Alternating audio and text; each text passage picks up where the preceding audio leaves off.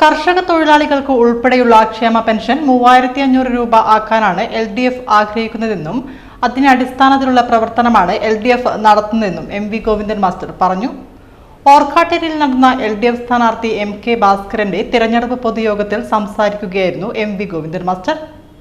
2000 അല്ല, 2500 അല്ല, 3000 അല്ല, 3500 പാവപ്പെട്ട കർഷക തൊഴിലാളി ഉൾപ്പെടെയുള്ള ക്ഷേമ പെൻഷൻ വാങ്ങുന്നവർക്ക് വർദ്ധിപ്പിക്കണമെന്ന് തന്നെയാണ് ഇടതുപക്ഷ ജനാധിപത്യ മുന്നണി ആഗ്രഹിക്കുന്നതും അതിനടിസ്ഥാനത്തിലാണ് പ്രവർത്തിക്കുന്നതും എന്ന കാര്യത്തിൽ നിങ്ങൾക്കൊരു സംശയവും വേണ്ട.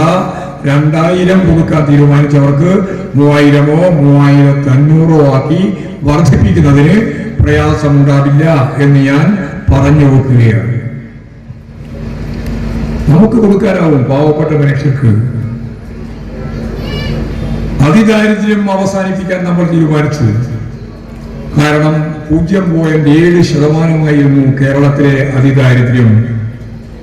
നമ്മുടെ കണക്കല്ല, നീതി ആയോഗിന്റെ കണക്കനുസരിച്ച് 0.7%.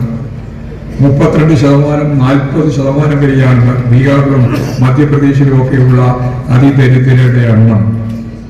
100-ൽ 40, 30, 38, 32 ഇങ്ങനെയാണ്.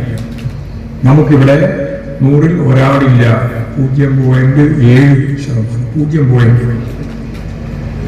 അപ്പോഴാണ് പിണറായി വിജയൻ ഗവൺമെന്റിന്റെ ആദ്യത്തെ മന്ത്രിസഭാ യോഗം തീരുമാനിച്ചത്, നമുക്ക് ലോകത്താദ്യമായി ചൈന കഴിഞ്ഞാൽ അതിദാരിദ്ര്യം അവസാനിപ്പിക്കുന്ന നാടായിട്ട് കേരളത്തെ മാറ്റാനാവും.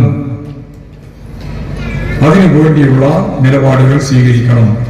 അതിന്റെ ഭാഗമായിട്ട് നമ്മളിവരെ ആദ്യം കണ്ടെത്തണം. ഞാനന്ന് മന്ത്രിയായിരിക്കുന്ന സന്ദർഭത്തിലാണ് ഒന്നാമത്തെ മന്ത്രിസഭയിൽ തന്നെ തീരുമാനം വന്നു. തദ്ദേശ സ്വയംഭരണ സ്ഥാപനങ്ങളുമായിട്ട് ബന്ധപ്പെട്ടാണ് ഇതിന്റെ കണക്കെടുക്കേണ്ടത്. അങ്ങനെ കുടുംബശ്രീ ഉൾപ്പെടെയുള്ള സംവിധാനത്തെ ഞങ്ങൾ ഉപയോഗിച്ചു.